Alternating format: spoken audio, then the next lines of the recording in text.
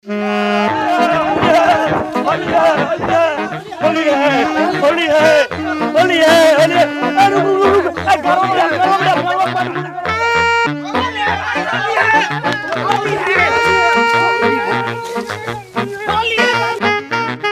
कितना बढ़िया घरे रहती तो गोबर माटी से पूरे गांव के नहवैले रहती कि ना। हमरा जूझी में ले जात रहन ससुरार। चल ना ससुरार के मौजे कुछ और बा। वहाँ बढ़िया बढ़िया पकवान बनल होई, वहाँ खान पान के साथ मानदान होई। मानदान होकेला ना ऊपरी दबा मरे से बच रहनी। तोरा माई के चोली है माधर चोदाऊ उतर जा तो जहाँ ले जाए तहाँ ले चहेट के मारो। चल साला होली में कहाँ कहाँ मार करबे चल। हो गेल होली का दिन काले पहले बाड़न तू केकरा से पूछ के हमरा घर में घुसले रे सरवा। हम काहे कोनो सरवा से पूछे जाई। होली का दिन में कोनो का घर में घुसब आ कोनो का घुसाएम।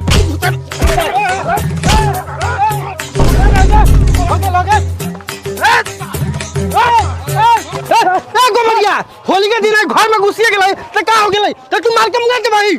हमरा घर में घुसला ओसे हमरा कोनो दिक्कत नहीं है, लेकिन ई सरवा नाम में रारू के रंग लगा ले खता लगा ले लेकिन ओको सारी बलास सब फाड़ देले बा। ए त का हो गेल फाड़ देले बा। तो होली में देवर भौजाई कैसन मजाक चलेला। ए तो देवर भौजाई के रिश्ते तम नु ई तो सरवा के चाचा लागल है। जा रे सरवा पापी धर्मी। ई सरवा के पाप के चलते आज ई धरती दू हाथ खालो गेल बा। तोरा भौजाई पतो ना चिनाइलो। हम का करी पीले खले रनिया गेरनिया के माईए से होली खेले, लेकिन मुंह में रंग लगला के वजह से एक मेरा ना चिनाइलो क त सारा कपड़ा फाड़ देनिया। छोड़ दे कोई त कोई चलेगा बड़ी बड़ी कथि बा। एकरी बहिन करा जेने तेने खाली मारे होता के मार निकाली। चलो ना सीधे दो चार बड़ा के उड़ौले चला चलो।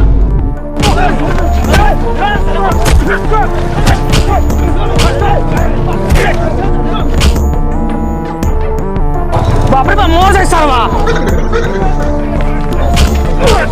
साला मोर के उखाड़ खावा दूसरा मार में काट देता है सरवा। चल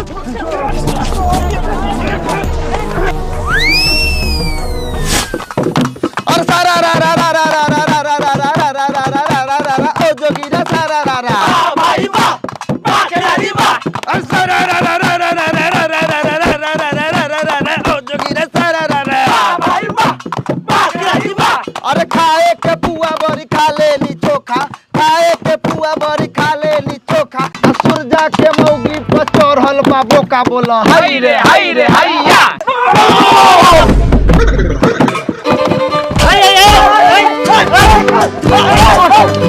ई सरवा खाली हमरे में दारू पे काहे जोगी लगा बता। ई लगा के 3 को जोगी हो गेल आ सबसे गंदा जोगी रही लखा।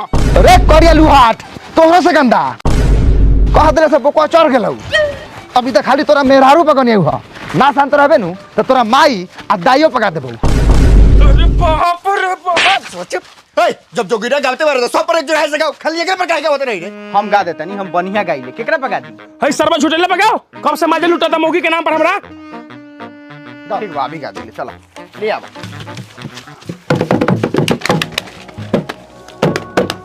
सुन ना बउओ तनका सोच समझ के गई है। ई ना सोचिए कि फगुआ बा हमरा से बहुत काम पड़ता हूँ काहे कि हमर बाप अगुआ बा। साला ऐसे बोला तेरे जैसे तोहर बाप अगुआ ना डाकू हऊ। टेंशन मतलब तोरा पफे बाबा सारा रा रा रा रा रा रा रा रा रा रा रा रा रा हाय जोगीरा सारा रा रा वाह भाई वाह वाह खिलाड़ी वाह। होली में खूब होता खर्चा अपू जी, होली में खूब होता खर्चा अपू जी। जोटैला के पापा के सुतल है जूजी बोला हाय रे हैया। फुट फुट ए तो तोरा पापा के तो जुझिए ना लागत भैया पापा के देख ले बा। ए बर्फीला तोरा पका दियो गाओ। अरे सारा रा रा रा रा रा रा रा रा रा रा रा रा रा ओ जोगीरा सारा रा रा वाह भाई वाह वाह खिलाड़ी वाह। क्या बोल आगे गाओ तोरा बाप के गार।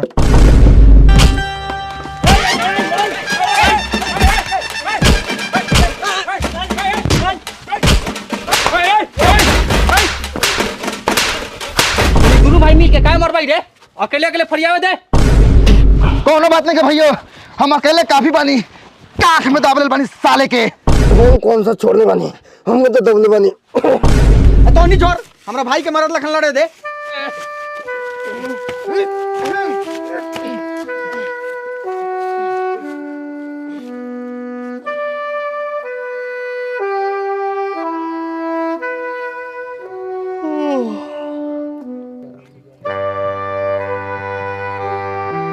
छोड़ना दई तड़िया के गदिया नु बंद कर दी।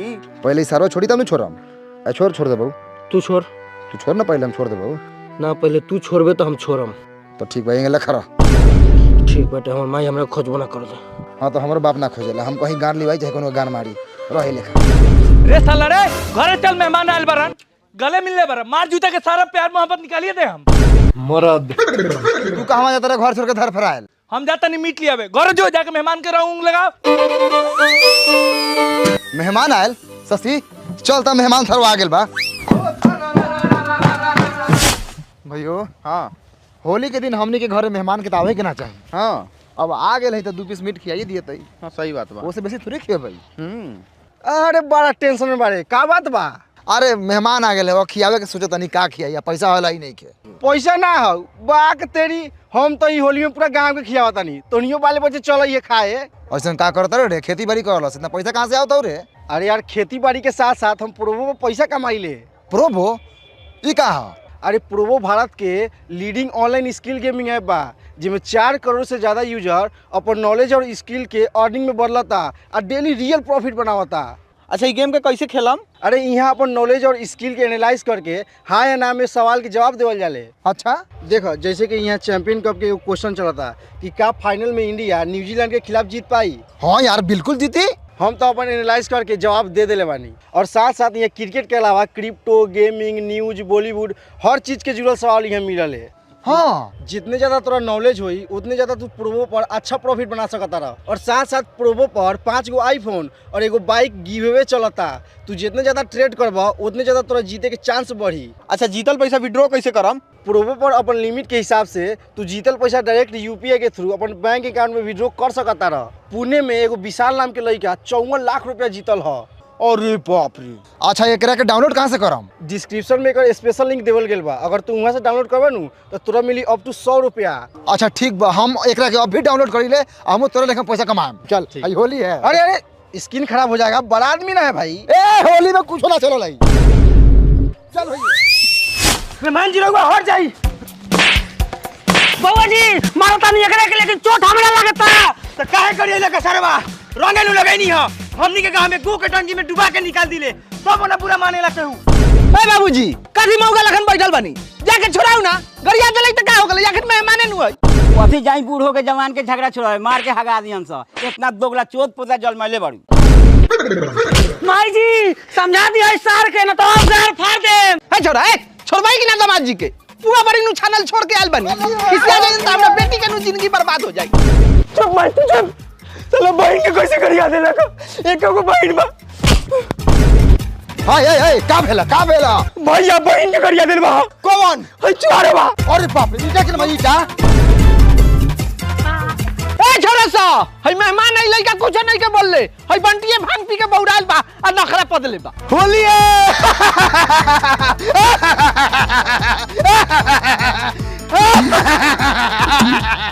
ई छी आई तो दीदी या जीजा जी हई, आज के दिन लोग काहे लालई हो।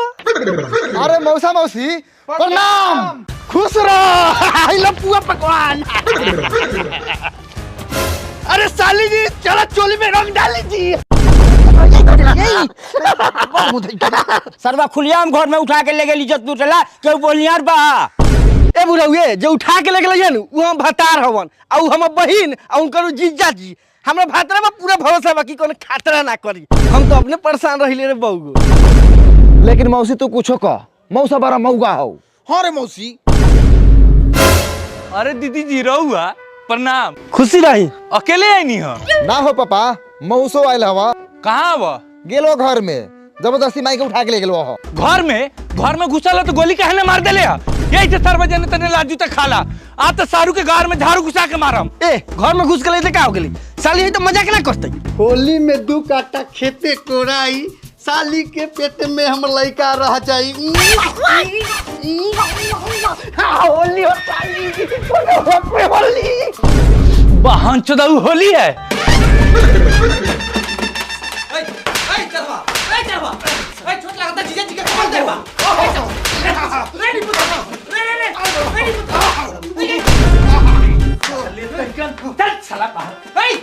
चल साला घर के बाहर दोगला के बच्चा साला पिया के औलाद सारू भाई ए तूने तो गलती नहीं की कले कि कुत्ता लेके खींच के मार तो कुत्ता लेकर तू तो साला कुत्ता का औलाद बरे साला छाटल छिनार साला ये घर में ना मौसा के इज्जत बना दामाद के त काहेला कहनी होली में दामाद जी घरे आए ए तो तोरा के कौन आवेला कहलौ रे कौन साला कहलौ कि होली में आई है अपन पापा साला। अच्छा एगो बात बताई हमर बहनिया पर एगो भरोसा नहीं है का क्या मारदे के मार के काटा उड़ा देनी। ये तो मर्दा के को पर्दा में रहेला दूसरा के मैडम से सरला काहे रखी। ए बुढ़ऊ ए चुपचाप रह ना तो बेटवा सके कह के तोरिए सही ते आग लगवा देम 5 मिनट में धन के राख हो जाइबो। भले हम मेहरारू दूसरा के हो की लेकिन साली तो अपना जीजे जी के नहीं ई रंग लगाइहन चुमा लीहन आगे इनकर मन। ओ मौसा भला आदमी के बच्चा लेकिन गांड के तार लेकर सोच रखो भैयो मौसा के गांड बहुत चलता का कल जाए इनकर गांडवा के हम तो कहें इनकर गांडवा के मारल जाओ कथी से डंटा से ई मौसा हवा की बैंक लूटे वाला चोर चुहार हम तोरा माई के भत्तार होई ई बहन तो कोनो सरवा के लइका होई। अरे मौसा अभी तो हमरा से तनका देर पहले सरवा हुकाइल ह। बड़ा बढ़िया काम कैला है ना। चल बुआ घरे चल ससुराल में बोला के इज्जत प्रतिष्ठा बाहर ना करता। ए मेहमान है काय खिसिया तनी खाली यही नंबर लखा बोला का हमने का थोड़ी कुछ बोला तनी मान जाओ ए हटी ए लगड़ी रवा गांड से प्याज कटे ना ससुराल में आयल बनी तो कम से कम खा पी के जान न तो हमने का पाप लागी। मेहमान छामा माफी मांगता कि ना भैया ना दियो क्षमा न तो हम की मार के निकाल दी दामा। ओ जीजा चुहार रोगो के छामा हट सरवा अब तो माफी मांग लेला अब का तू ओकरा से लाल चटवे रे बहन चोद जा दे बगुआ तैका मैका होकेला ऐ साइकिल में मीट टांगल बा निकाल के दे बनो। ए दीदी चल सार बहनोई के रिश्ता ये अपने फरिया लेते सा। ए जीजा जी रहुआ चली आ हाई हाथ हे पर रखी ना है डा सरवा से मार पो लेता गान में गान सटा लेता।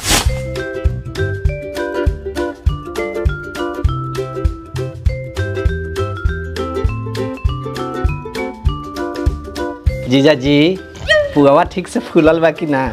हम तो दोसर पुआ के फेर में रहनिया लेकिन तू ध्यान नहीं क्यों दू हमरा पुआ के फेर में पर बता हमर मारदा गार में धुआं निकाल दे तो। ए सुमनी रात में घोड़ा लेखा घोड़ दौड़ कर रहलै तो यो खा के ला रहलै भर छीन रहा। जब मिजाज खराब होइलू तो दोनों बहन कम पड़ जाइबू। ए दादा अलबते मरद है। ए सुमनी धरै छान ना तेकर जब ले हिक पूरा ना होतै तब ले बतियाते रहतौ। ए उठी चल चली हम तो जानते बानी रोज हम देख के 10 से बा। ये छिया दीदिया तो हमरो घरे नाला जात है। खाली पुआ खिया के पेट भर दे हम तो मीटवा कम ना पेट में खाम मंगाई ना महाराज। ए आवता बाप जना मीट ना खले बड़े कर सरवा दलिदर का औलाद। ए सरवा चुप एगो तो कितना मुश्किल से मेहमान मानल हवा फेन कई रुस जतवा। मेहमान हम की रुसी हन त चूसी हन कोथी चूस्ता लियाओ रख मारी ढाका धक।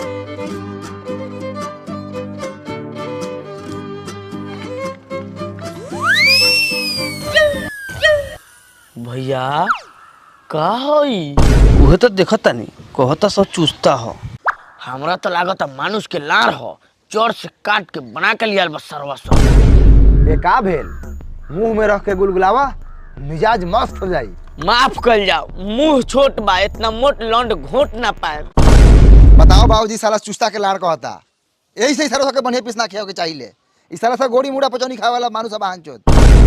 सुनो ना साले गरियाओ मत न तो अभी गाड़ी घुमाए मत चल जाम घरे आ जाते तोरा बहनिया के मारम 2 थोपी गिन के। चल हमो चलो तनी साथे तू 10 थप्पी ना 20 थप्पी मरी हमरा सामने आ जिंदगी भर तोरा के जेल में ना खटवाई नु तो हमो गुकिरवा का औलाद ना। गुकिरवा ई के हो हम ये हैं कब से एकरी बहन करेगा खाली प्लेट लेकर बैठल बानी ना पूरा देता ना मीट खीस बड़ी घुसब घर में सारा चूल्हा चौकी झाड़ देम। ओकरा बाद हमनी का तोहार गार फाड़ देम। आई फाड़ देबे गार। ए बाबू कथी एकनी के फेर में पड़ल बड़ा बैठे ना तू आराम से आवत हवा लेके पहले आत्मा कुटुंब के खा लेवे दा ओकरा बाद तू खइया। अच्छा ई लोग आत्मा कुटुंब बा हम आत्मा कुत्ता बनी ना। अरे मेहमान रवा खाओ ना खस्सी के चुस्ता हा लाड़ थोड़ी खियाई के तोरा के खाओ ना महाराज। खो दुनिया में इतना खराब लोग थोड़ी है कि आदमी के आर जूजी खिया देते चुस्ते है लेकिन तनका मोट है। साचो भैया ये चुस्ते बा सुनाई तानी लो दीदी बेहोश हो गई। कैसे बतावे वाला नहीं कुछ हो जाता है तब समझिए लोग। जो नसर डॉक्टर वक्त बुला के लेना आओ। मौगा मौग मौग मौग मौग मौगा मौगा मौग मौग मौग मौग मौगा। का जरूरी बा उम्र में जानवर बनला के? हमनी के तो महीना में बचा कुचा के कबो काल का एगो तो अपने बेचारी देह से अबर बा। जा और जाके हम चादा मौगा साला। चलो ना जल्दी, इमरजेंसी बा। फिर साल करे तो मालूम साले तई आग देबा। इमरजेंसी बता ना करी। बताओ केकरा का भेल बा? यहाँ केहू के कुछ नहीं के भेल, सब लोग सही बा। मर्दे मौसी बेहोश बा घर में। चुप करावे एकरा के, ना तो खोरे मुंह में लार दस में एकरा तुरंत। चलो मेरे साथ घर में चलो। वाहन जो हम मुंह में लार दस कहीं जाए डॉक्टर है।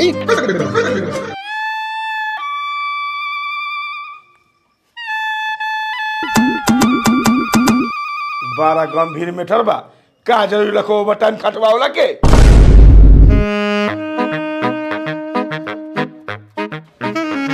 सुनो लोगन, ओवर गलत काम कैला से मेहरारू बेहोश बा। एकरा 5 साल में पानी चढ़ाए के पड़ी। ठीक बा तो चढ़ाओ।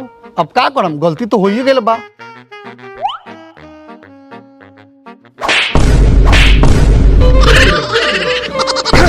साला मौगा मौसा माधर चुतिया। भैयो पैंट खोल मौसा के, इनका डंडावा काट के फेंक दिया। सारू भाई समझाओ अपना बेटवा सके। ई बांस के डंडा ना मांस के हो। जाके बैठ आदमी के बच्चा लेखन, तोरा कुकरम पे खिचियाओ ना। अरे चोली फाटी चोली गोली गोली माथा पर रम बटे होली होली नहीं रे हाय रे। बंद कर बंद कर बंद कर। हमनी का होली ना खेल बाऊ, भला आदमी के बचा लेकिन चल जो चुपचाप। काहे की घर के स्थिति ठीक नहीं है। एगो आदमी मरे मरे भेल बा। ए हम कथी करियो रे, मरे मरे भेलो त आज होली आई, लाशों के रंग लगाएम। देख पोकना बात समझ, फालतू मत बतियो। हमरा से बेसी नहीं खस पी ले। ए काटना पी ले रे सरवा से रंग लगला से रोक देबे। यार जो ना शाम के आके लगा लिए, ऐसा ही आज गम में बनी। गाँव में केकरा गाँव में रे? फिर से कदली से बतिया लगले करे सरवा। ना रे मौसी के तबीयत ना खराब। शाम के काय खेलम रे? हम अभी खेलम। ए बजाओ रे, होली है।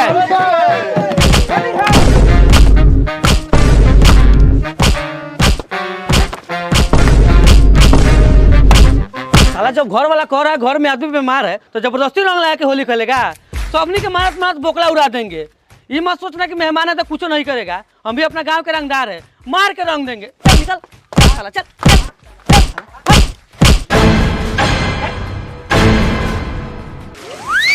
वाह, हम तो सोचत रहनी है मेहमान मौगा बारन, लेकिन ना, मरद बारन मरद।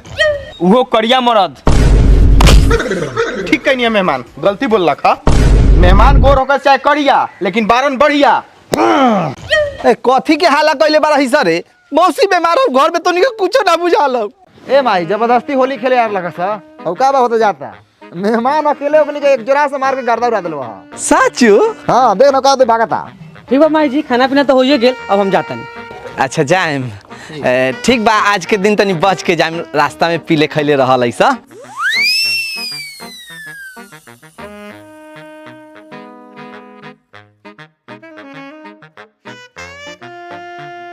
ठीक बा चला तनी, प्रणाम। मम्मी जी हम जाता नहीं। जो जा जा जा जा जा जा जा जा जा जा जा। साला इतना लाज जूता खैला के बाद 50 रुपया सलामी ना मिले तो लाड़ पप्पा दो भैया के ससुरारी। चल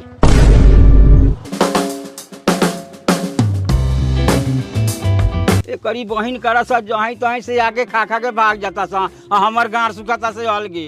अरे पुआ बड़ी मीठ ले वो लोगन के घास सुखा खा के मर जाई। मर जो। घर में बहिन बीमार बा, आ पुआ बड़ी खाए ला इनकर मन भल छिनार बा। एगो दाना ना दिए सा, खाली ताना दिए, आ ना मानी तो पैखाना दी। ए साली जी जाके देखो ना दीदिया होश में अलवा कि ना, काहे दिन फिर से जोश जगता। अब हम कहता नहीं तो निके एकरा के मार, आ मार के एकर घर फाड़। मौसा के मार के मुंह बनाओ साले के। चचाओ जल्दी चलो, तो दामाद के सब नहर पे घेर के मारे तो पकड़े एक नहीं। दौड़ तेरे दौड़, जल्दी चल, दबाजी के कौन मारा था? करे सरवा कथी को हतलिस रंगदार बरे कई चपल मरले रहे रे 50 चप्पल से कम थोड़े मरले बा सर भाई। मार बहन चोट के मुंगा दे, ऐसा मार से सर भाई सीता बदी से रेफर हो जाए। अरे बाप रे बाप, बाबा हो मुआदल मेहमान सरवा के। कौन हो को देखा जो धराजे मार के मुआ दे सरवा तक के।